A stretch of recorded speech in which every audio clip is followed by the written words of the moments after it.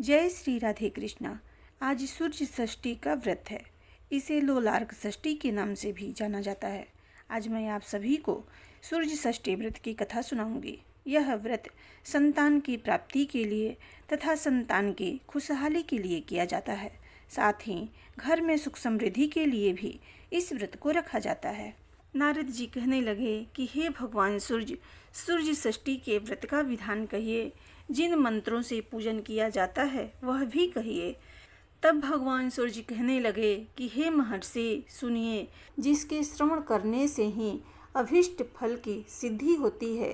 भाद्रपद मास की शुक्ल पक्ष की षष्ठी अर्थात सूर्य षष्ठी छठ धर्म अर्थ और काम को देने वाली है। इसलिए सभी को उस दिन उसका व्रत करना चाहिए। सभी पुरुषों और स्त्रियों को यह उत्तम व्रत अवश्य करना चाहिए। आँख कान मन आदि इंद्रियों को वश में रखकर दिन के चौथे प्रहर स्नान करें। नदी तालाब या घर पर ही अपनी सुविधा पूर्वक स्नान कर लें। फिर लाल चंदन तथा केसर से सूर्य नारायण की प्रतिमा बना के सुंदर पौराणिक तथा वैदिक मंत्रों से गंध पुष्प और अक्षतों से उस मूर्ति में भगवान भास्कर का आवाहन करें और भक्ति से एकाग्रमन होकर सूर्य की पूजा करें। मित्र नामक सूर्य को नमस्कार है। वरुण भास्कर महात्मा एक चक्र और धर्म के कारण सूर्य को नमस्कार है। इस प्रकार मध्याह्न और अपराह्न में अर्घ्य दें। घृत सहित अपराह्न में अर्घ्य देवें। घृत सहित नैवेद्य और 4 प्रकार का सीधा देने चाहिए। प्रातः काल में और संध्या समय में श्री सूर्य भगवान का पूजन करें। तब विद्वान ब्राह्मण को स्वर्ण का दक्षिणा देवें। ब्राह्मण के मुख से दंतचित होकर सूर्य षष्ठी व्रत की मनोहर कथा को सुने। इस श्रेष्ठ व्रत के प्रभाव से पुत्र और पौत्र की वृद्धि होती है। इसके पश्चात व्रत का उद्यापन करना चाहिए। ऋषि कहने लगे कि हे सूर्यदेव, अब इस षष्ठी व्रत की कथा को विस्तार पूर्वक कहिए। तब सूर्य भगवान कहने लगे कि हे देवर्षि, प्राचीन समय में बिंदुसार तीर्थ में महीपाल नाम का एक वणिक रहता था। वह धर्म कर्म तथा देवताओं का विरोधी था। एक बार उसने सूर्य भगवान की प्रतिमा के सामने मल मूत्र त्याग दिया, जिसके परिणाम स्वरूप उसकी दोनों आंखें जाती रही। तब अपने आप से अत्यंत दुखी होकर वह एक दिन अपने आतताई जीवन से ऊबकर गंगा जी में कूदकर प्राण देने का निश्चय कर घर से चल पड़ा।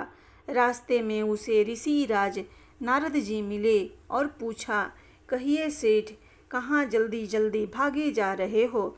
नारद जी की प्रेम भरी वाणी से प्रभावित होकर तथा अपने से ही अपने मन में अति दुखी वह अंधा सेठ रो पड़ा और सांसारिक सुख दुख की प्रताड़ना से प्रताड़ित हो उसने अपना प्राण त्याग करने का इरादा बतलाया। मुनि दया से गदगद होकर बोले, हे अज्ञानी, तू प्राण त्याग मत कर।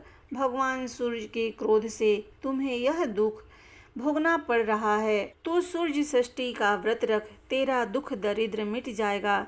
तब नारद जी जैसा बताया वणिक ने वैसा ही किया तो सूर्य षष्ठी व्रत के प्रभाव से वह पुनः सुख समृद्धि पुण्य ज्योति वाला हो गया। ऋषि कहने लगे कि हे सूर्यदेव, अभी षष्ठी व्रत के उद्यापन की विधि कहिए, क्योंकि आप सब विधि से मेरे अज्ञान रूपी अंधकार को दूर करने वाले हैं। तब सूर्य भगवान कहने लगे कि हे नारद, उद्यापन की विधि सुनिए। 7 कलश जल से भरकर 7 जनेऊ सूत के घी और चीनी में परिपक्व 7 लड्डुओं को रेशम के वस्त्र से ढांपकर दक्षिणा सहित रख दें। यथाशक्ति सौभाग्यवर्धक भगवान भास्कर सूर्य की सोने की प्रतिमा बनावें। जितना धन हो यथाशक्ति वस्त्र आभूषण पात्र आदि ब्राह्मण को देवें। अनेक प्रकार के भक्ष्य पदार्थ समर्पण करके भगवान सूर्य का पूजन करें। इस प्रकार से भक्ति भाव सहित पूजन करके व्रत का उद्यापन करें। इस दिन व्रत करने वाले को नमक त्याग देना चाहिए। दिन में थोड़ी देर सूर्य रहने पर केवल एक अन्न का भोजन करना चाहिए। सूर्य को नित्य प्रातः तथा सायं अर्घ्य देना चाहिए। पलकें बंद करके सूरज को देखना नेत्रों के लिए हितकर है, इसलिए इस व्रत को किया जाता है।